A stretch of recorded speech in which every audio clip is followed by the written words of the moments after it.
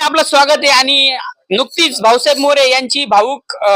मुलाखत भाऊक विचार ऐकल्यानंतर सामाजिक कार्यकर्ते कैलासजी गोंधळे हे आपल्याला मनपा नायकला शुभेच्छा व त्यांची प्रतिक्रिया देणार आहे आणि पुढील काळात मनपा नायकनी कसे चॅनल चालवावा याच्याबद्दल थोडं सजेशन बी द्यावं मी हे त्यांना विनंती करतो। कैलासजी गोंधळे तुमच्या इथं माईक लावलेला आहे आणि तुम्ही बोलू शकता आता। मनपा नायक हे जे साप्ताहिक आहे मासिक आहे ते सुरू होऊन 1 महिना सुरू झालेलं आहे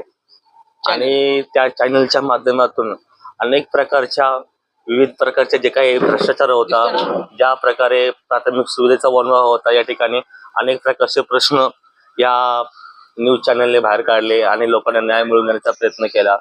आणि आज त्या चॅनलचे 1000 सबस्क्राईब पूर्ण झालेले, त्याबद्दल त्यांचं मी हार्दिक अभिनंदन करतो आणि येत्या काही कालावधीमध्ये त्यांचे आणखी सबस्क्राईब देखील वाढणार आहे, कारण की हा चॅनल जो आहे सत्य तेच मांडतो। जे सत्य बाजू आहे, सत्य बाजू म्हणजे या ठिकाणी आज बाथरूम चोरीला गेले, काही ठिकाणी रस्ते गायब झाले, कॉन्क्रीट करायच्या नावाखाली पैसा महानगरपालिकेने दिला होता परंतु त्या ठिकाणी कॉन्क्रीटकरण झालेलं नाहीये, असे विविध प्रकारचे मुद्दे